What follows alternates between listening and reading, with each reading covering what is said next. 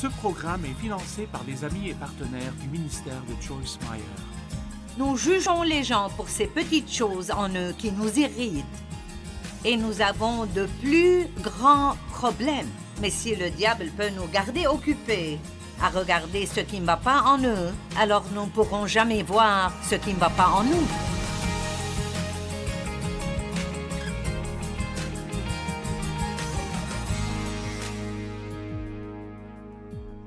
Nous devons commencer par savoir que la pensée est le champ de bataille. Vous devez garder votre cœur avec toute diligence, car de lui viennent les sources de la vie. Faites attention à ce que vous pensez quand vous conduisez, vous ne pensez à rien.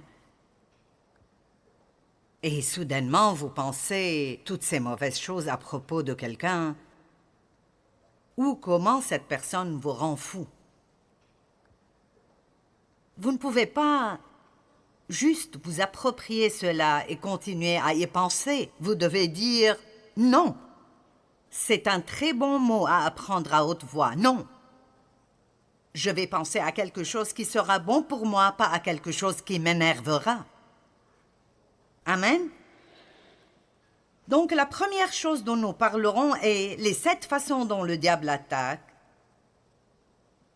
7 façons dont le diable attaque. Le diable veut que nous soyons des personnes critiques. Parce que s'il peut garder nos pensées sur toutes les fautes de tout le reste du monde, alors nous ne verrons jamais les nôtres. Et nous ne pouvons rien faire concernant les fautes des autres, mais nous pouvons nous occuper des nôtres si nous travaillons avec Dieu.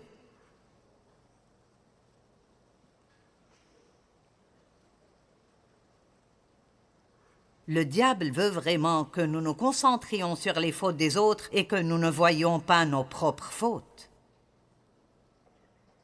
Si un croyant ne voit rien de mal en lui-même et beaucoup de fautes dans d'autres, alors le diable a gagné. Et tous les réseaux sociaux, oh, s'il vous plaît, n'allez pas sur les réseaux sociaux pour dire à vos amis tout ce que quelqu'un d'autre a fait, quand tout ce que vous faites est de répandre une rumeur sans savoir si elle est vraie. Et même si elle est vraie, d'après la Bible, nous ne sommes pas supposés la répandre.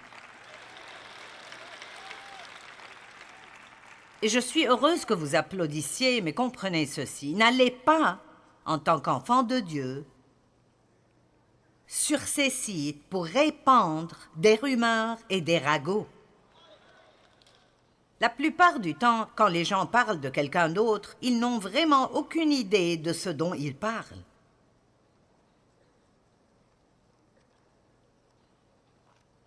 Nous n'avons qu'un espoir dans les jours où nous vivons. Et vous m'entendrez en parler répétitivement ce week-end. Nous n'avons qu'un espoir pour sortir de ce pétrin où nous sommes, et c'est l'amour.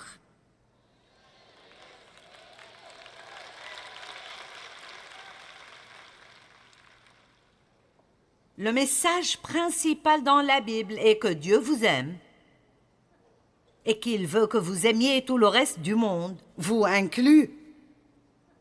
C'est la loi royale de la liberté, d'après l'apôtre Jacques.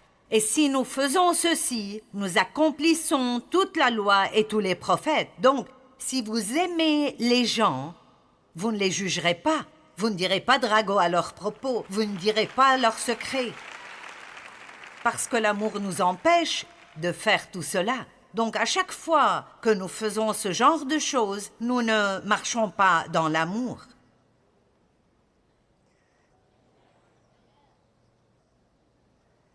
Et il y a toutes sortes de bonnes écritures pour soutenir cette idée de ne pas juger. Je vais juste vous lire Matthieu 7, 1 à 5.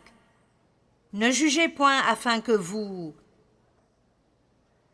ne soyez point jugés. Car on vous jugera du jugement dont vous jugez, et l'on vous mesurera avec la mesure dont vous mesurez. Pourquoi vois-tu la paille qui est dans l'œil de ton frère et n'aperçois-tu pas la poutre qui est dans ton œil? J'aime la traduction qui dit « le poteau de téléphone dans ton œil ». Donc, si nous croirons tout ce que la Bible dit, elle dit « nous jugeons les gens pour ces petites choses en eux qui nous irritent et nous avons de plus grands problèmes. Mais si le diable peut nous garder occupés à regarder ce qui ne va pas en eux, alors nous ne pourrons jamais voir ce qui ne va pas en nous. »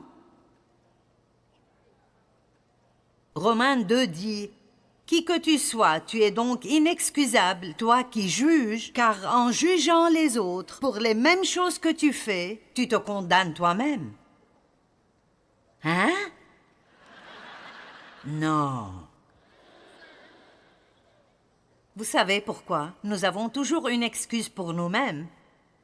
Mais pour d'autres personnes, il n'y a pas d'excuse. Il n'y a pas d'excuse pour toi.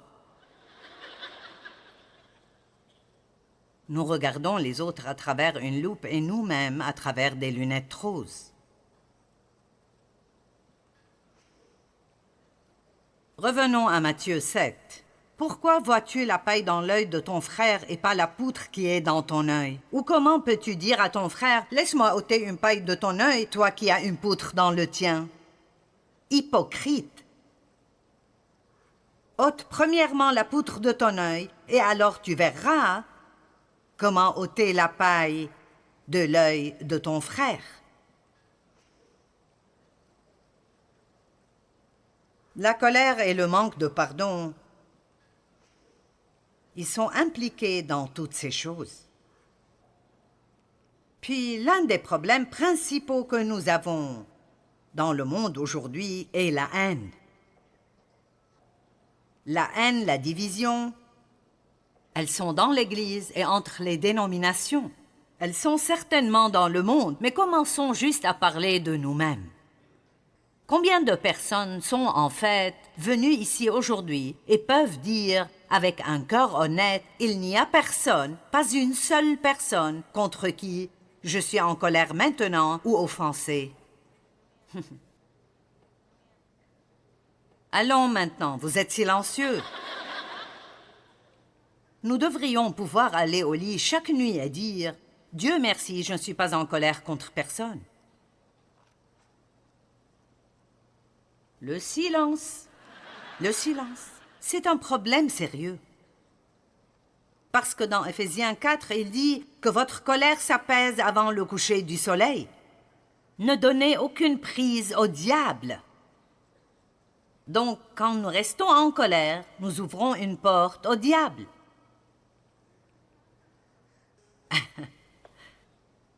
Ne rentrez pas au lit en colère. Je me rappelle ces années stupides où j'allais au lit en colère contre Dave. Je dormais au bord du matelas parce que je ne voulais pas qu'il me touche. Je ne vais pas le toucher.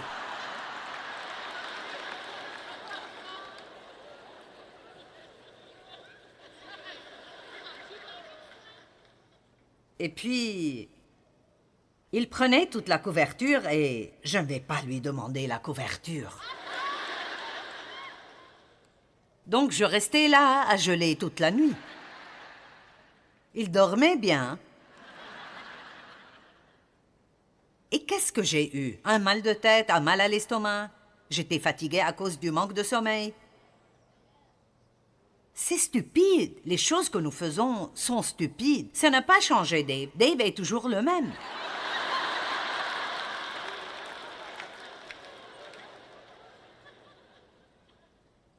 C'est juste que maintenant, j'ai changé. Et ces choses ne me gênent plus. Allez, puis-je vous faire parvenir ce message? Ça n'intéresse pas Dieu de changer toutes les personnes que vous pensez être gênantes. Il vous a amené ici pour vous changer, pour qu'il ne vous gêne plus. Dieu ne se débarrassera pas de tout dans le monde qui vous dérange.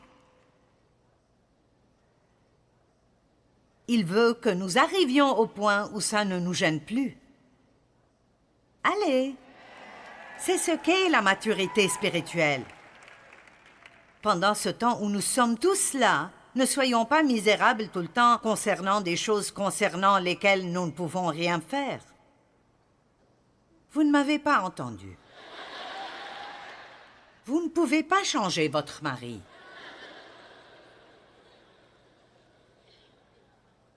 Eh bien, je vais essayer. Eh bien, allez, et je vous verrai l'année prochaine, et je vous dirai la même chose de nouveau.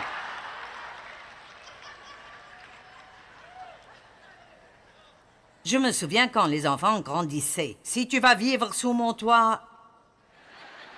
Combien d'entre vous ont donné ce discours à leurs enfants? Si tu vas vivre sous mon toit.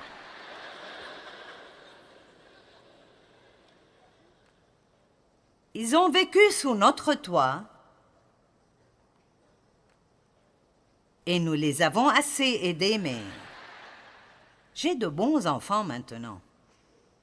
Si vos enfants ne font pas tout comme vous voulez qu'ils le fassent, ça ne veut pas dire qu'ils ne deviendront pas de bons êtres humains. Enseignez-leur bien, donnez-leur un peu d'espace. Allez, contre qui êtes-vous en colère? Vous n'avez pas raison de l'être, quoi qu'il vous ait fait. Je suis désolée, mais c'est la Bible. Quoi qu'il vous ait fait, vous n'avez pas de justification si vous ne leur pardonnez pas. Maintenant, ne vous énervez pas contre moi. Parce que c'était le diable qui travaillait à travers eux, et la seule façon de vaincre le diable est de pardonner et de prier pour eux. Et quand on parle de juger d'autres personnes, la seule chose que nous devrions vraiment faire quand nous voyons une faute dans quelqu'un est de prier pour lui, pas de le juger et le critiquer. Si vous mettez plus d'énergie dans la prière à propos de ces choses, les choses pourraient s'améliorer. La deuxième façon dont le diable essaye de vous tromper. Il veut que nous soyons orgueilleux, que nous pensions, vous voyez, pensez que vous savez tout. Nous savons plus que tout le reste du monde. Combien d'entre vous ont un mari qui n'a jamais tort? Eh bien, je ne dirai rien d'autre car le mien est là.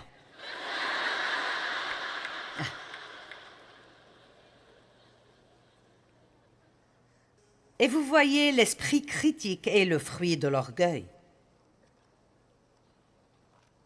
Faites attention de ne pas penser que vous êtes supérieur à d'autres personnes. Peut-être que vous avez de grands dons, des talents, peut-être que vous êtes plus rapide que d'autres personnes, mais c'est seulement parce que Dieu vous a donné ce don. Et vous ne pouvez pas choisir vos dons. Et ils n'ont pas choisi les leurs. Mets ta confiance en l'Éternel de tout ton cœur et ne te repose pas sur ta propre intelligence. Tiens compte de lui pour tout ce que tu entreprends et il te conduira sur le droit chemin. Ne te prends pas pour un sage. Je ne vous insulte pas, mais vous n'êtes pas aussi intelligent que vous le pensez. Vous pouvez avoir beaucoup d'éducation et ne pas avoir de sagesse. Mon Dieu!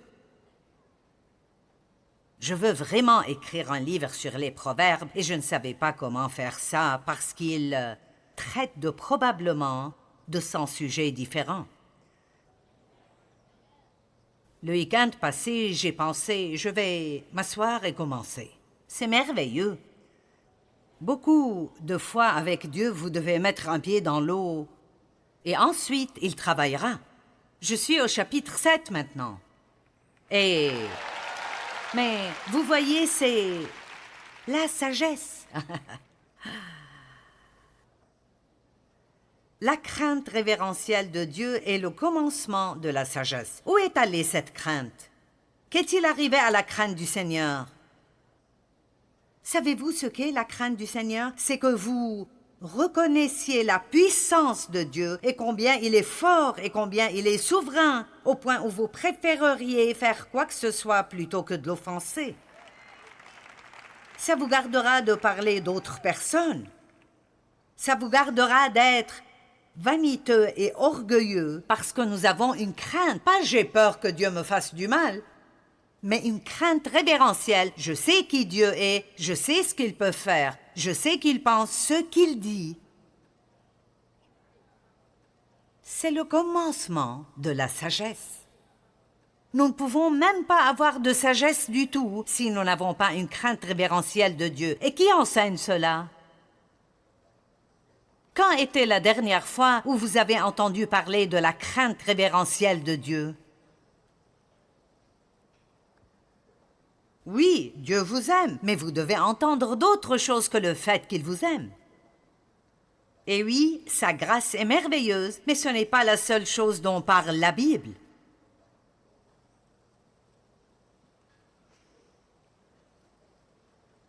Notre Dieu est un feu qui consume tout. Il est miséricordieux.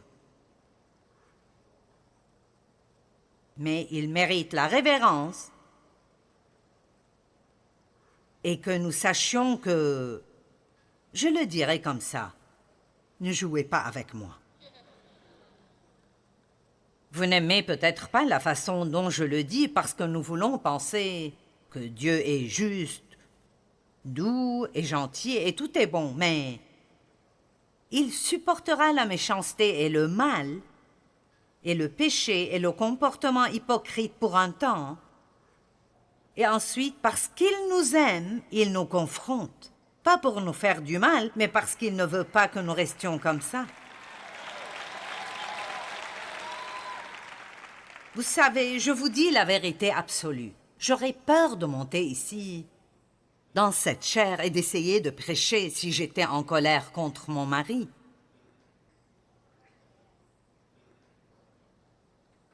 Vous dites, pourquoi aurais-tu peur? Parce que tout ce que j'ai est mon onction. Je ne suis pas super. Je ne chante pas, je ne joue pas d'un instrument de musique. Si la prédication n'est pas bonne, je ne peux pas prendre ma guitare et chanter. Je suis montée sur ces plateformes des milliers de fois et j'ai vu des milliers de personnes et elles attendent de moi que je dise la bonne chose. Je veux une parole de Dieu. Tout le monde s'attend à cela de vous.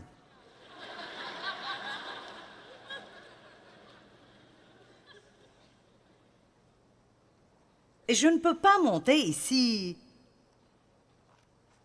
pleine d'amertume, de ressentiment et de prétention. Si vous voulez porter l'onction de Dieu, vous devez vivre la vie. Vous ne pouvez pas juste avoir l'autocollant. Vous devez vivre la vie et vous devez la vivre quand personne ne regarde.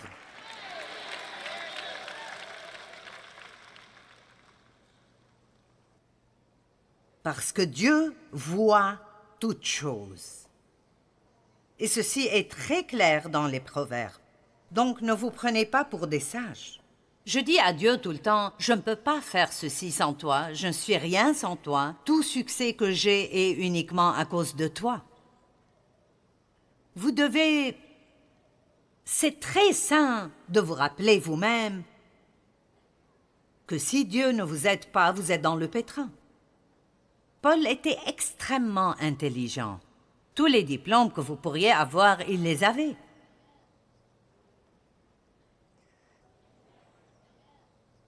L'éducation est magnifique. Je dis accumulez autant que vous le pouvez. Je connais des personnes qui sont tellement intelligentes et je souhaite être aussi intelligente. Mais vous savez quoi? Je préfère avoir de la sagesse qui est en fait le bon sens sanctifié. Je préfère avoir du bon sens plutôt qu'un doctorat à mon nom. J'ai un DSE, un diplôme du Saint-Esprit.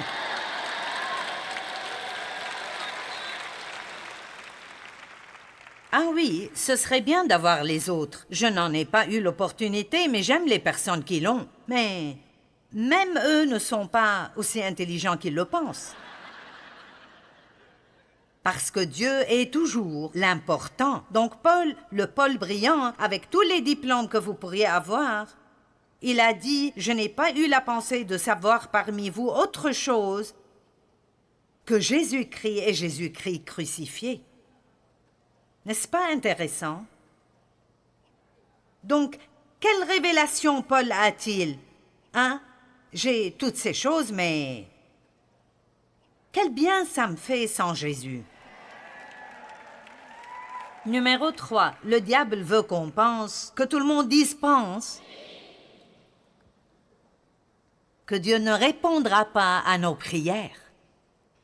Donc nous ne prions pas, nous ne persistons pas, parce que la prière est la chose la plus dangereuse pour le diable. Quand un homme juste prie, une puissance considérable est rendue disponible. Juste dans les 2 dernières années, j'ai été attiré de plus en plus au fait de faire attention à mes prières. Et ça m'émerveille, les choses que Dieu fait pour nous si nous les lui demandons.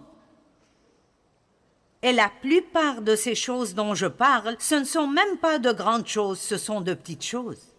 Mais des choses qui valent tellement pour moi. Les choses qui me font savoir que Dieu s'occupe de moi et qu'il travaille dans ma vie. Demandez et continuez à demander. Cherchez et continuez à chercher. Frappez et continuez à frapper. Nous devons être persistants. Dieu, je ne vais pas me taire avant d'avoir une percée. Dieu aime ça. Il aime ce genre de persistance. Ce n'est pas impoli, c'est être persistant. Priez concernant tout ce qui arrive. Priez. Ce matin, j'étais prête à sortir et mon assistante a dit « Tu as tes lentilles ?» et j'ai dit « Oh !» Donc je quittais juste à temps pour arriver ici à temps, mais je devais retourner et mettre mes lentilles. Et j'ai dit « Seigneur, j'ai besoin de toi. J'ai besoin de toi aujourd'hui pour m'aider à mettre ces lentilles dès la première fois. » Et il l'a fait, il m'a aidé. Donc c'est là que nous nous rappelons de dire merci. Allez, priez, priez, priez, priez, priez à tout propos. Vous n'avez pas besoin d'être face à terre ou à genoux ou dans l'obscurité ou les yeux fermés. Je veux dire, c'est bien d'avoir des temps mis à part avec Dieu. J'ai cela chaque matin. Mais priez à travers la journée et ne laissez pas le diable vous mentir et vous dire que Dieu n'écoute pas vos prières. Vous dites, oui, mais les choses que j'ai faites de mal, pourquoi Dieu m'écouterait-il? Parce que vous n'y allez pas en votre nom, vous y allez au nom de Jésus. Et la Bible amplifiée dit que quand nous allons au nom de Jésus, nous présentons à Dieu tout ce que Jésus est. Je te demande de faire cela pour moi au nom de Jésus.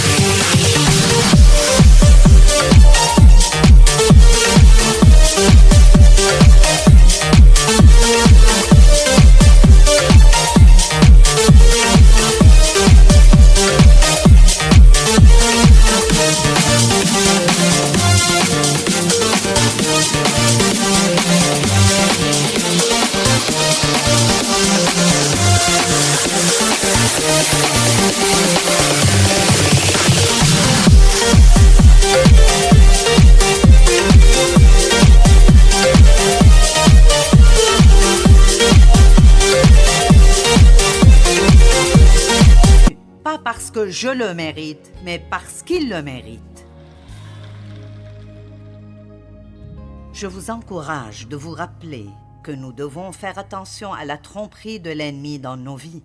Prions à travers chaque jour et demandons à Dieu de nous révéler les mensonges que nous croyons.